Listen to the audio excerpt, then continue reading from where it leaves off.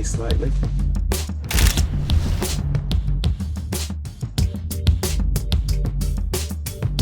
You can stop looking nervous, it's me.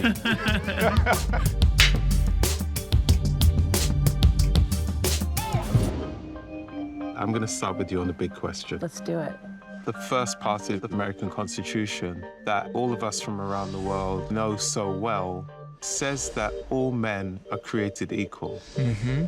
How has that worked out for you?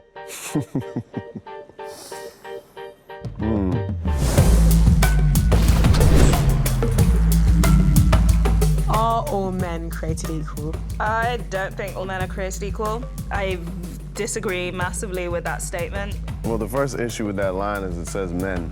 Where do women factor into this, you know? Or people who don't define? Oh my goodness.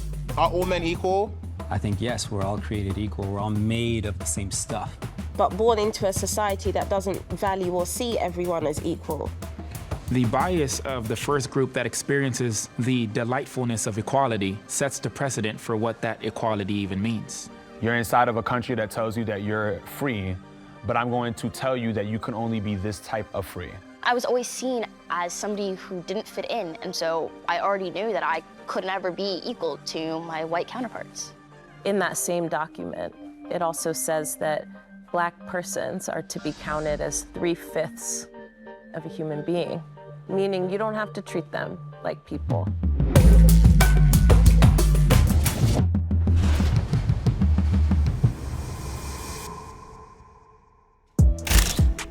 That's the hero shot, innit? The side profile. My name is Gilligan, and I'm a comedian. I grew up in Campbell, in a housing estate, top of Champion Hill. I think as a child, I just want to have fun.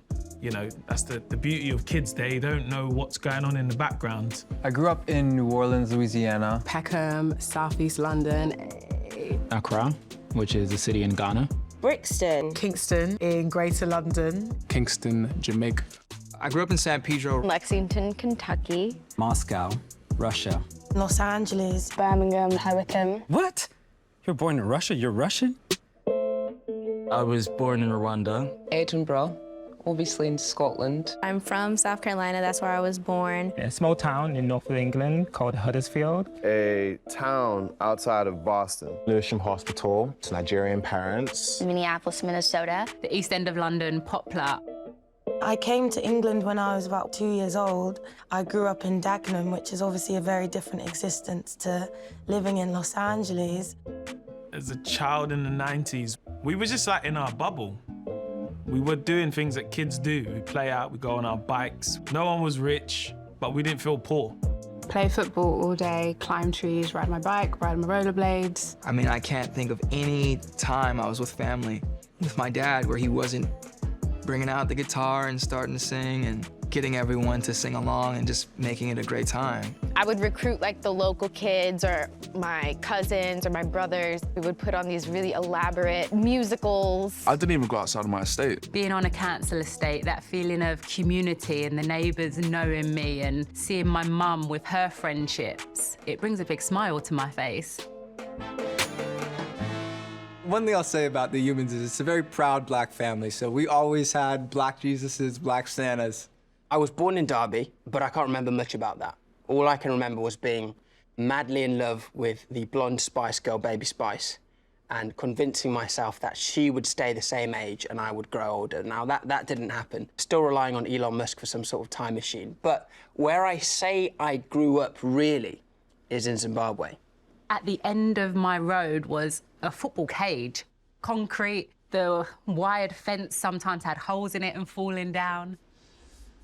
Oh my...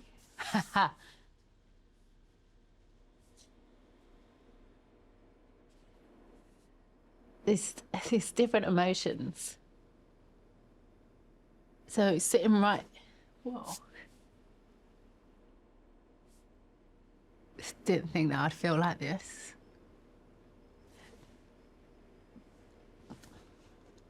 It's that feeling of that young girl being in a cage. Just wanted to get out and see the world. But I knew that no one had expectations of kids in the estate, and this is how we were made to feel.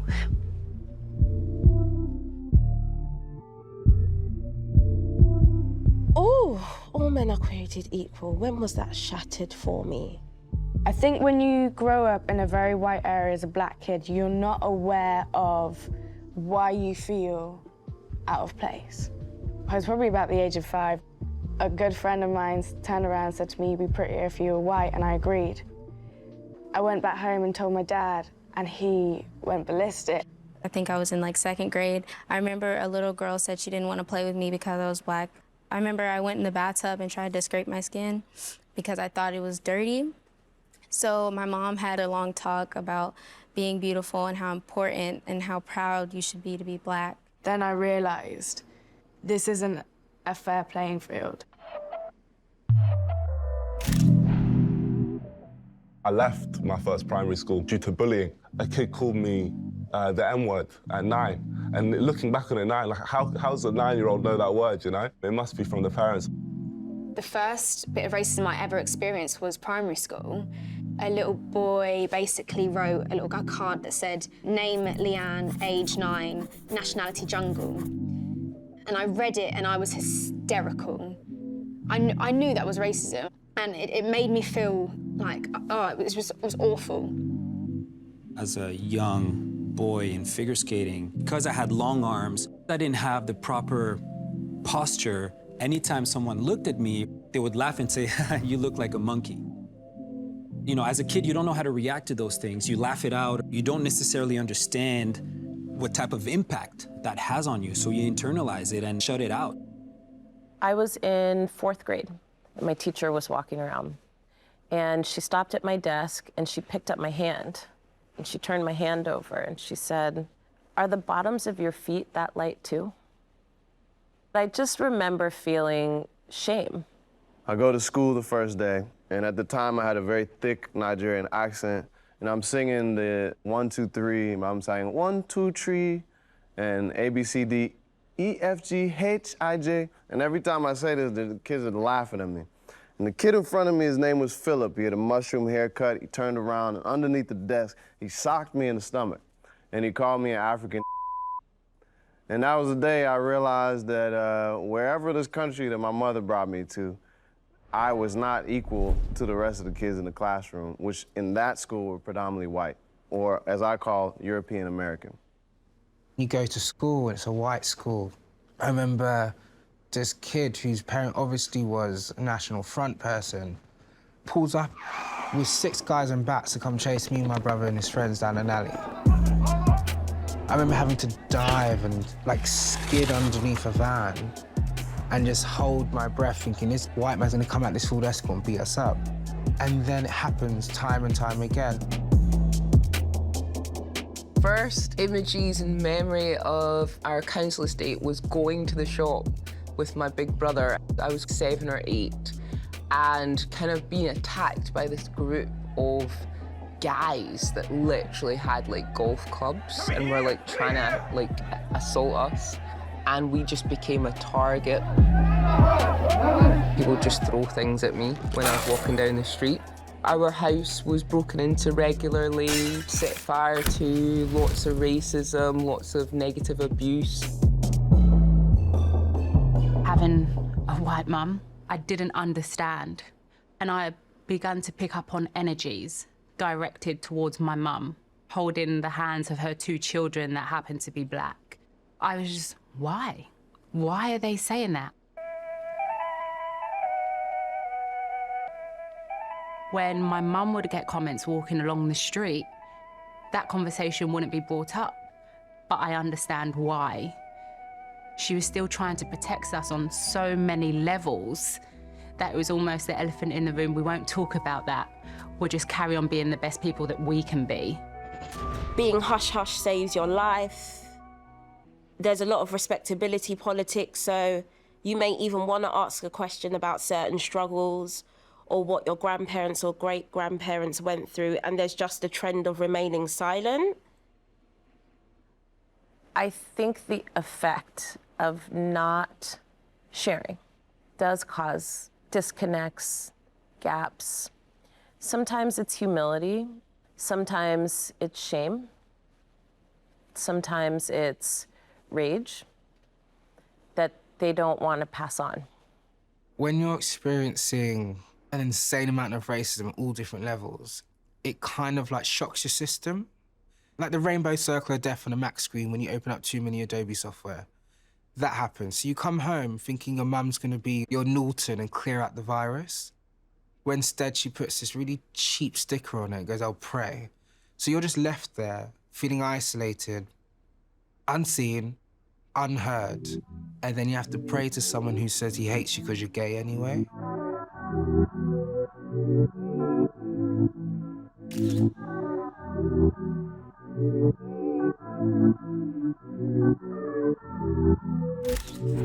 My name is Vanessa King-Ori. I am publishing director of British Vogue, a mother and businesswoman.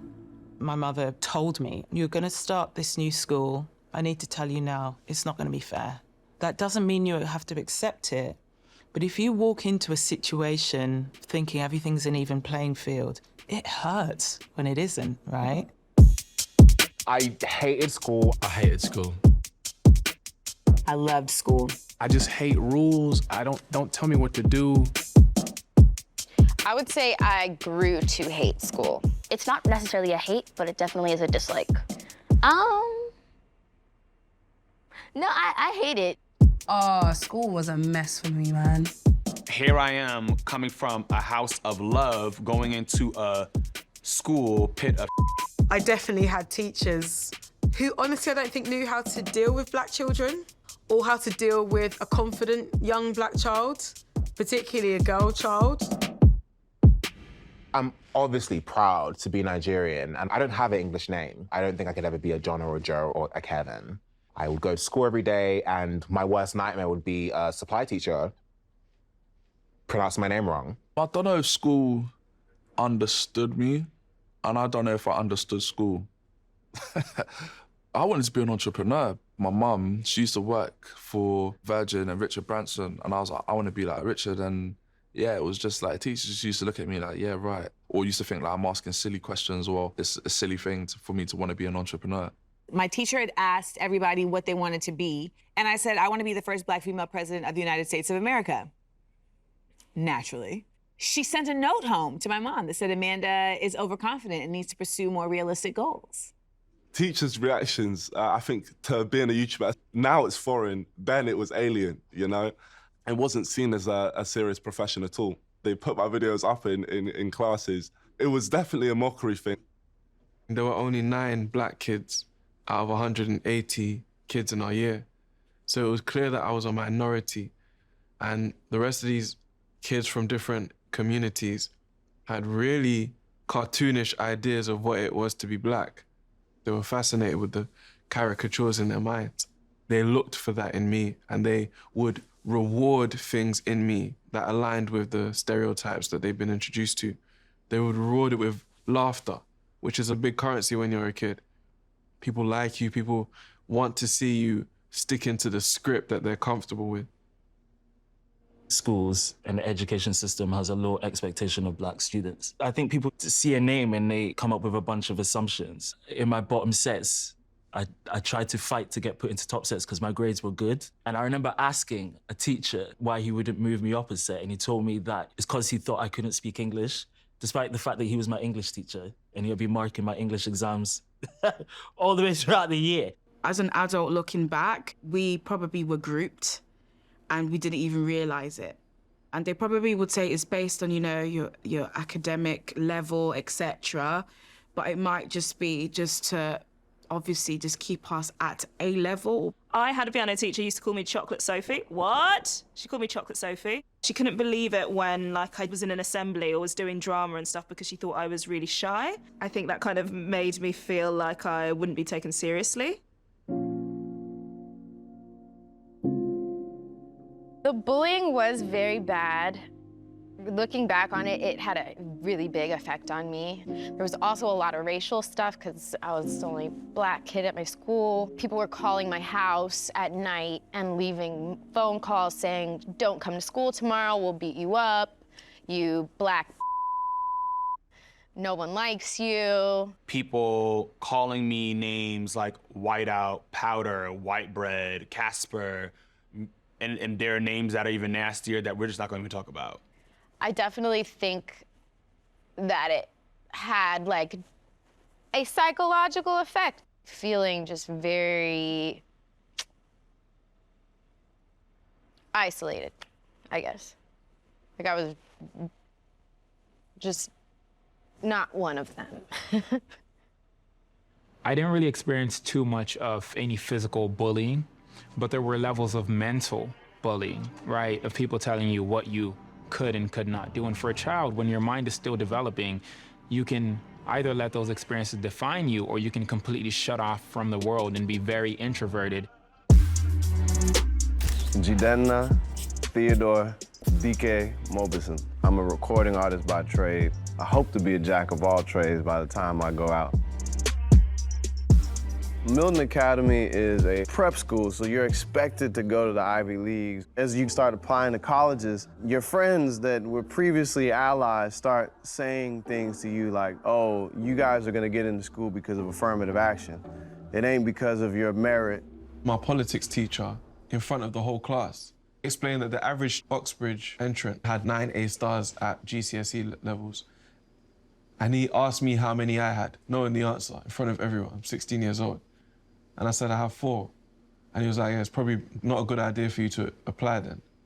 So I took that personally, and I told them one day at the cafeteria, I am going to get into every Ivy League school that I apply to, and our library has a plaque for all the magna cum laude students, and my last name will be on that. It'll be etched in it. And I did it. I did it to spite them. My school believed that they knew what made an Oxbridge candidate and what didn't. So I made sure I got in. Thinking back now, I realized teachers were like 25, 26, and they were just as susceptible to the media portrayal of like stereotypes of black men as anyone else would be. So the moment I walked in there, no matter how much I excelled academically or how much I produced, I think there was always this stigma associated with having like players 69 jackets and having these hoodies or walking around with a basketball.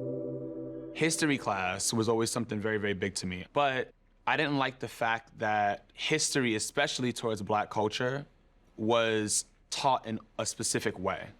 There's way more to this, but you only want me to learn this. I would have loved to learn more about James Baldwin, Maya Angelou, Bayard Rustin. What the UK is done very cleverly is tell itself a bunch of lies about its history to put itself on a pedestal in order to be able to look down on the rest of everyone else that it colonized and allow itself to decide who is worthy of being accepted into this great motherland. And I think that that seeps into like institutions, whether it be like work or school. I think that attitude is just like attached to the UK.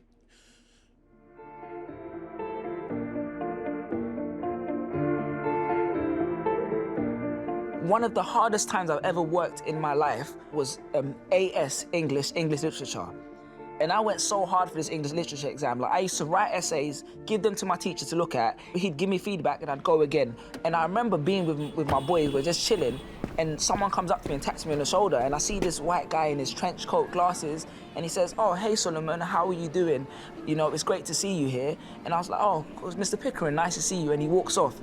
And I kid you not, that made such an impact on me because I was so surprised that he would come up to me in public with all my peoples, all my man them, and still like address me like that, you know what I mean? Because a lot of the teachers, when they'd see you outside of school that weren't black, it was literally head down and let's just walk past, you know, because in the class you're a student, outside you're another black boys, you know what I mean? That was one of the best teacher relations I ever had from that point on because I just felt so humanized.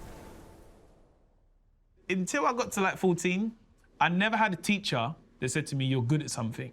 Until one teacher, which was my drama teacher, Mr. Simpson, said, you know what? I know you want to play football, but I think you'd be really good at pursuing performing arts.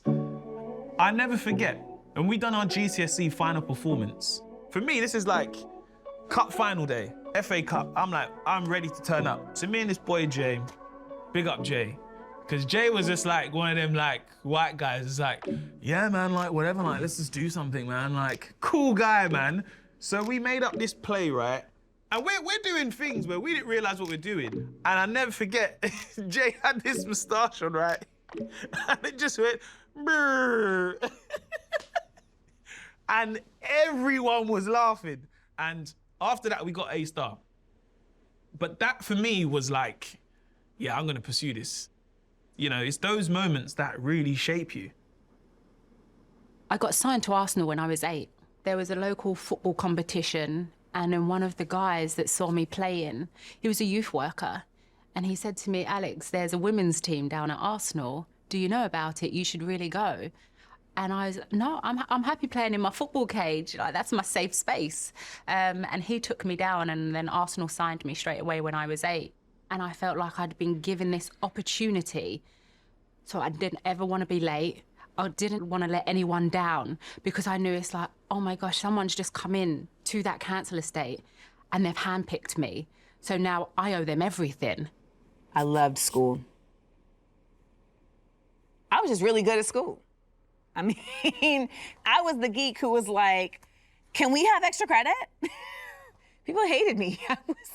I was the teacher's pet. And when we talk about privilege, it comes in many different forms. And I can absolutely say that one of my privileges was access to incredible educators that cared about my growth. And part of that is luck. Part of that is my mom being very conscious about where I was going to school and, you know, making her presence felt so that I was not taken advantage of or taken for granted. But I got to have lunch with my first grade teacher 2 years ago, and she was like, well, we had a conversation about protecting you, me and the other teachers. Like, we had recognized this is a brilliant Black girl, and if we don't protect her, they will try to dissect her. So even just understanding that I had angels that had taken up a mantle to protect me early on in my educational space, I'm fully aware that that is not normal. If a teacher had asked me what I wanted to do and what my dreams would be, I would have definitely just given them the safe answer. Oh, I want to be a lawyer or a doctor. I want to be kind and help people. When the truth was, even from a young age, I think I was always semi-plotting about how I would break away. It's like I was born with this rumbling of indifference or knowing I was different. So to even have the thought that you could do things differently, are you going mad? A Black mother's womb is a blank canvas that births art into this world. Baby masterpieces given names that declare their potential, not to label what type of painting they will become. From a young age, we are told which colors we should use. Like, let's distinguish between the whites and the blacks, the brown eyes and the blues. Like you learn to paint with your fingers. So you take the gray days and white folk music and turn it into blues. If we are all on a canvas, but only one color's paintings get hung up in the gallery, it leaves you questioning your sanity. Am I on the verge of a breakthrough? Or am I going mad?